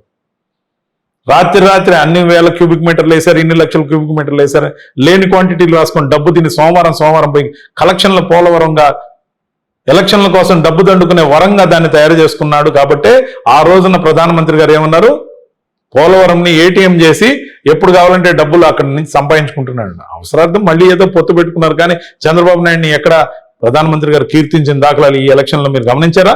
లేదే. అవసరార్థం తీసుకున్నారు. అవినీతి ప్రభుత్వాన్ని గద్దె దింపాలని మాత్రం అన్నాడు ఆయన.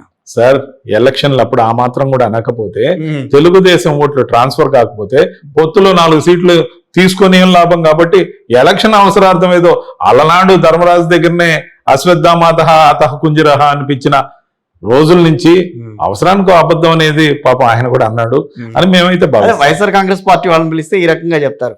టీడీపీ వాళ్ళని ఎవరన్నా కూర్చోబెడితే వాళ్ళు ఏమని అంటారంటే అసలు అవినీతి మొత్తం అవినీతే కాబట్టి కనిపించింది, దాన్ని చూపించి మాట్లాడాడు అని అంటారు. అవును సార్. అంటే ఇప్పుడు ఎవరికి వాళ్ళే పసుపు పార్టీ వాళ్ళకి ఎల్లో వైరస్ ఉంది, వాళ్ళకి అంతా అదే విధంగా ఆ వైరస్ బ్లూ వైరస్ లేదా? బ్లూ వైరస్ లేదండి, మాది బ్లూ కాదు, blue and green and white, మాది ఎల్లో కాదు. కాబట్టి ఆ ఎల్లో డర్టీ పిల్లలతో మాకు అవసరం లేదు.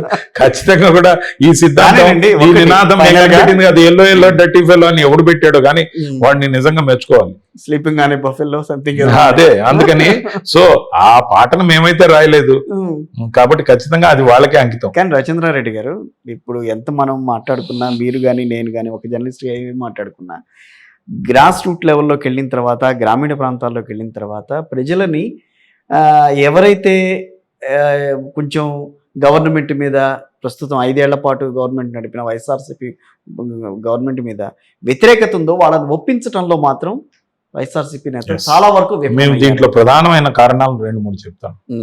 మా కార్యకర్తలు ఎవరైతే మన ప్రభుత్వం వస్తే ఇబ్బడిముబ్బడిగా సంపాదించుకోవాలనుకున్నారో వాళ్ళ ఆశలు నెరవేరలేదు.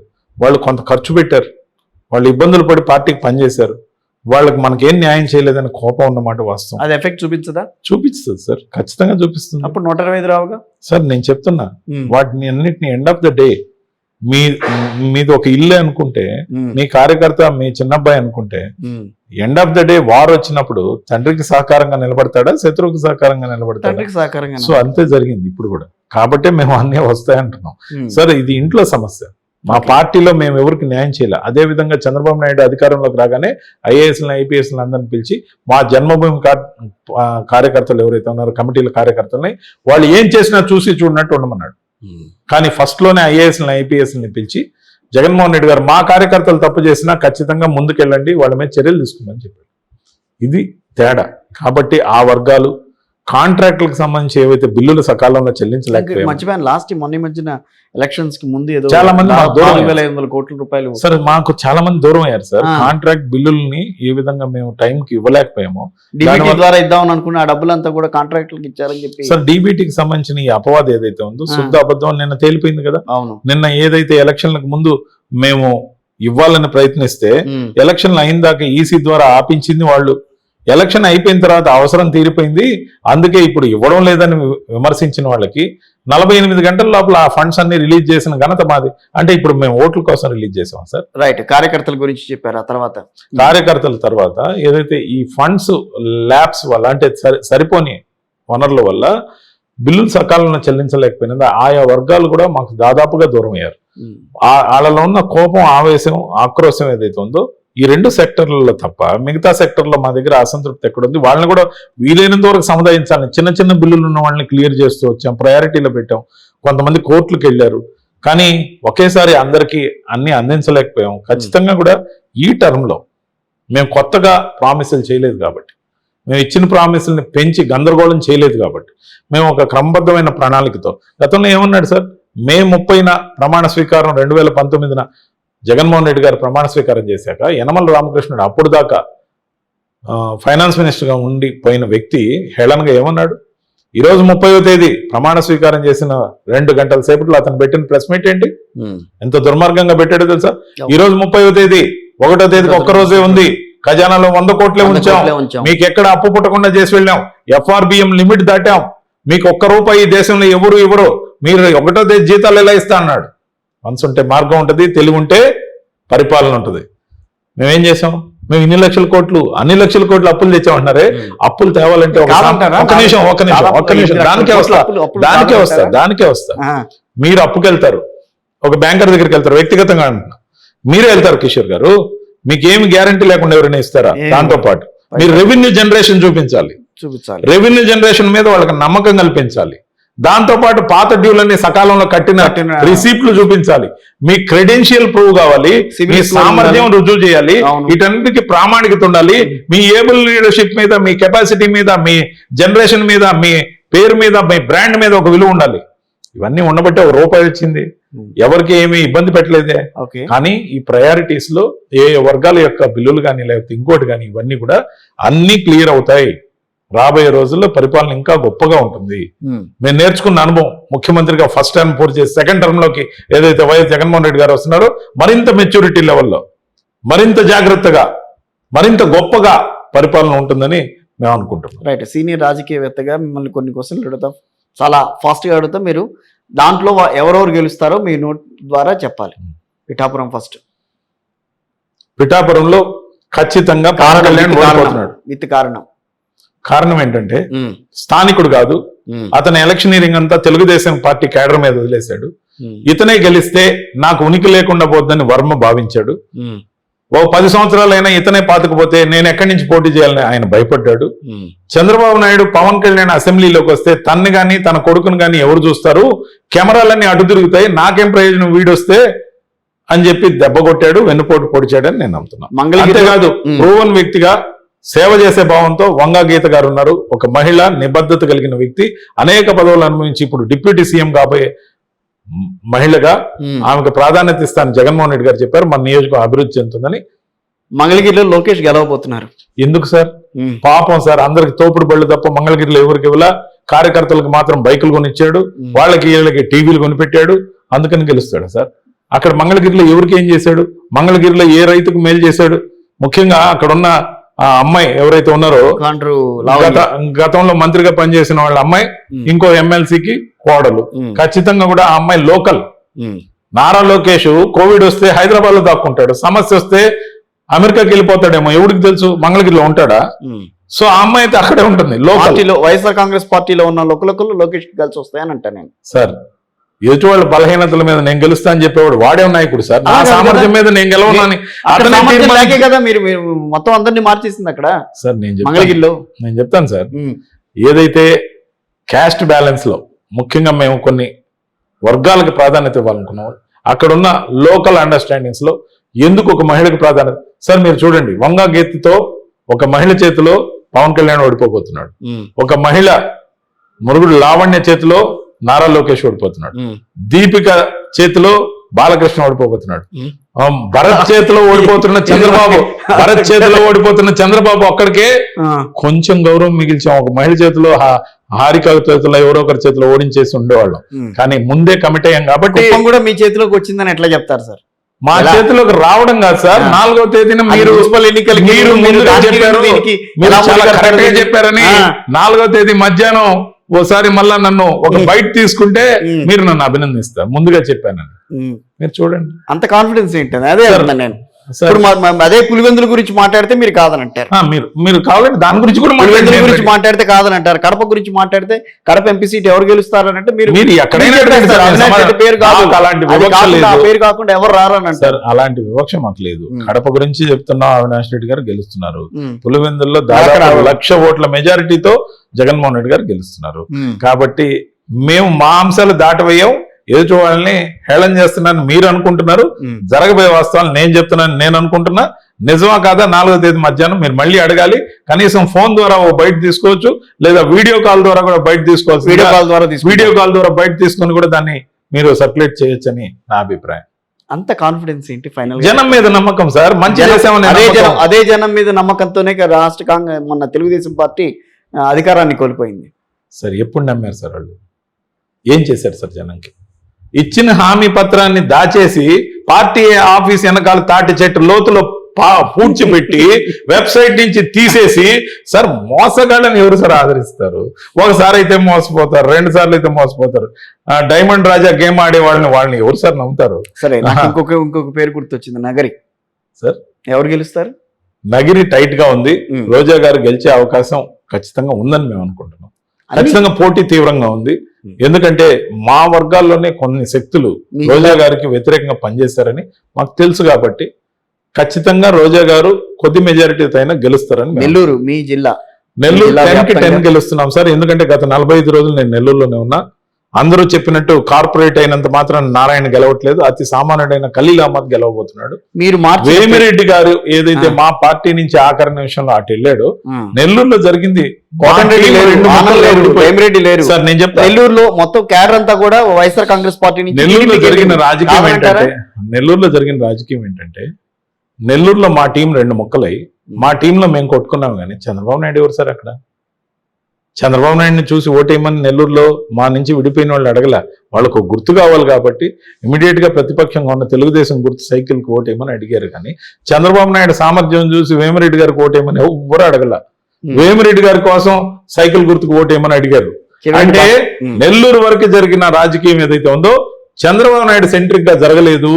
మా నుంచి విడిపోయిన టీం ఏదైతే ఉందో వైఎస్ఆర్సీపీ టీం, వాళ్ళకి మా దగ్గర ఉన్న టీం కి నెల్లూరులో ఎలక్షన్ ఫైట్ జరిగింది. నెల్లూరు అయిపోయింది. ప్రకాశంకి వద్దాం ఒక్కసారి. చెవిరెడ్డి భాస్కర్ రెడ్డి గారిని నుంచోబెట్టారు, అక్కడి నుంచి ఎంపీగా గెలుస్తున్నారు. 100% గెలుస్తున్నారు. ఎందుకంటే మాగుంట శ్రీనివాసరెడ్డి గారు ఎవరికి అందుబాటులో ఉండరు. కేవలం ఎమ్మెల్యేలకు ఫండ్ చేసి వాళ్ళ ద్వారా ప్రచారం చేయించుకొని ఆయన ఎంపీ అవుతూ వచ్చాడు. కానీ చెవిరెడ్డి భాస్కర్ రెడ్డి గారు, నేను ఆయనతో తిరిగాను కాబట్టి చెప్తున్నా, ఒక్క రోజులో 6 మండలాలు అంటే ఒక నియోజకవర్గం తిరిగాడు. అక్కడ లోకల్ నాన్ లోకల్ రాదా? నాన్ లోకల్ రావచ్చు సార్ ఖచ్చితంగా. చంద్రబాబు నాయుడు ఎవరు సార్? చంద్రగిరి నుంచి లోకలా? కుప్పం నాన్ లోకల్ కాదా? కాదు సార్, మేము లోకల్ గా మా నాయకుడు పోటీ చేస్తున్నాడు పులివెందుల్లో, కానీ ఆయన నాన్ లోకల్ కాదా? అంటే వీళ్ళంతా హిందూపురం ఏమన్నా ఆయన పుట్టాడా? బాలకృష్ణ హైదరాబాద్ జూబ్లీహిల్స్ లో ఉంటాడు, ఆయనకేం పని సార్? లోకేష్ లోకలా? మంగళగిరి లోకల్, అక్కడే పుట్టి పెరిగాడా? ఆయన మంగళం, మేము మాత్రం ఏమనకూడదు. ఈయన లోకలా సార్? పిఠాపురంలో పుట్టాడా ఈ మహానుభావుడు? సరే, గుంటూరు జిల్లా. సో మేం పోటీ చేస్తే మాత్రం లోకల్ అంటారు. సో ప్రకాశం జిల్లా సేఫ్ అంటారు మీకు? ప్రకాశం జిల్లానే కాదు సార్, అన్ని జిల్లాలు మావే. సరే, గుంటూరు జిల్లా. గుంటూరు జిల్లా కావచ్చు, ప్రకాశం కావచ్చు, గుంటూరు ఎంపీ, ఈస్ట్ గోదావరి కావచ్చు, వెస్ట్ గోదావరి కావచ్చు.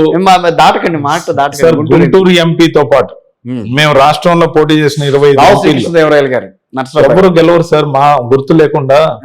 వాళ్ళు ఎంత గొప్పోడైనా కావచ్చు, ఫ్యాన్ గుర్తు లేకుంటే గెలవరు. జగన్మోహన్ రెడ్డి గారి బొమ్మ లేకుంటే గెలవరు. సరే, ఫైనల్ గా నేను ఫ్యాన్ గాలి అయితే గట్టిగా వీస్తోంది అని మీరు అంటున్నారు. ఫ్యాన్ గాలి సునామీ చూస్తారు మీరు. ఫ్యాన్ గాలిని ఆపే ప్రయత్నం చేస్తోంది కూటమి. కూటమికి తప్పదు ఓటమి అనేది నా విధానంగా చెప్తున్నాను. నిదానంగా చెప్పిన సౌండ్ రీసౌండ్ వస్తుంది రేపు 4వ తేదీ చూడండి. కూటమి ఫర్ ఓటమి, ఇట్ ఈస్ డిసైడెడ్. రాసి పెట్టుంది గోడ మీద, మీరు చదివేది 4వ తేదీ. స్క్రీన్ మీద చదవాలి, మీరు కూడా చదువుతారు సార్. స్క్రీన్ మీద చదవాలి. కూటమి ఫర్ ఓటమి డిసైడెడ్. సరే చూద్దాం. పేరు కూటమి సార్, ఎక్కడ సార్ కూటమి ఉంది? మొత్తం చంద్రబాబు నాయుడిని పెట్టి మసాలా నూరారు కానీ అసలు కూటమి ఎక్కడుంది సార్? ఇందాక చెప్పా క్లియర్ గా నీకు. మేనిఫెస్టోలో ఒకరు మాయం, అడ్వర్టైజ్మెంట్ లో మరొకరు మాయం. ఎక్కడుంది సార్ కూటమి? Right sir, thank you very much అండి రవిచంద్రారెడ్డి గారు.